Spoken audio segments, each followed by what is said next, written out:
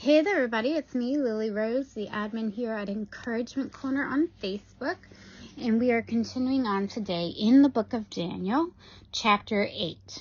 During the 3rd year of King Belshazzar's reign, I, Daniel, saw another vision, following the one that had already appeared to me.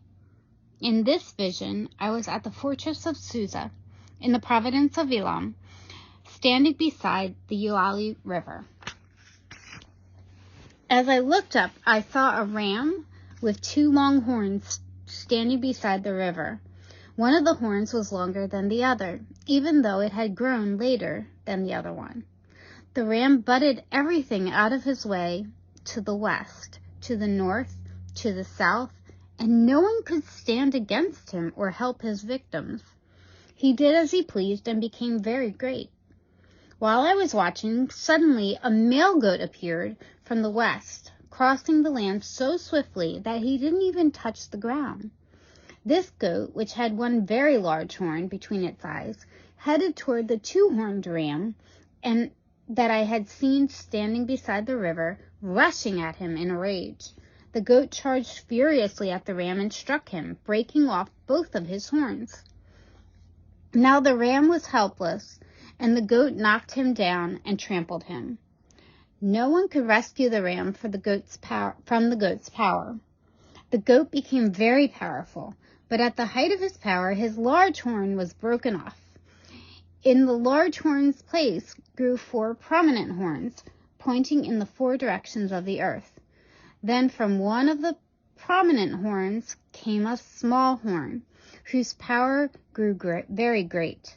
It extended toward the south and the east and toward the glorious land of Israel.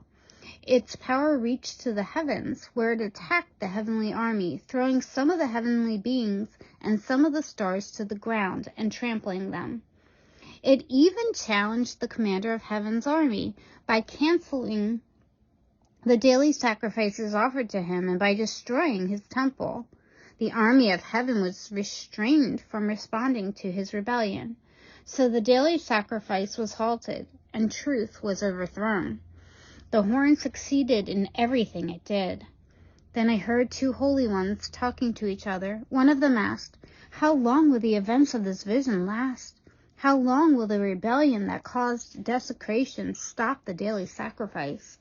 How long will the temple and heaven's armies be trampled on?" The other replied, "It will take 2,300 evenings and mornings. Then the temple will be made right again." As I, Daniel, was trying to understand the meaning of this vision, someone who looked like a man stood in front of me, and I heard a human voice calling out from the Ulai River, "Gabriel, tell this man the meaning of his vision." As Gabriel approached the place where I was standing, I became so terrified that I fell with my face to the ground. "Son of man," he said, "you must understand that the events you have seen in your vision relate to the time of the end." While he was speaking, I fainted and lay there with my face to the ground, but Gabriel roused me with a touch and helped me to my feet. Then he said, "I am here to tell you what will happen later in the time of wrath. What you have seen pertains to the very end of time.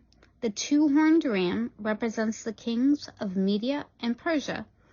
The shaggy male goat represents the king of Greece, and the large horn between his eyes represents the first king of the Greek Empire. The 4 prominent horns that replace the one large horn show that the Greek Empire will break into 4 kingdoms, but none as great as the first. At the end of their rule, when their sin is at its height, a fierce king, a master of intrigue, will rise to power.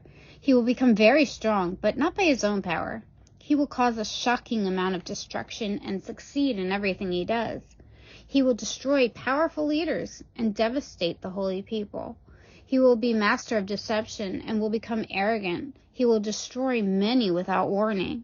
He will even take the prince of princes in battle. But he will be broken, though not by human power.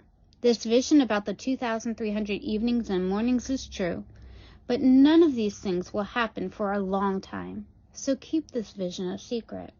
Then I, Daniel, was overcome and lay sick for several days. Afterward, I got up and performed my duties for the king, but I was greatly troubled by the vision and could not understand it.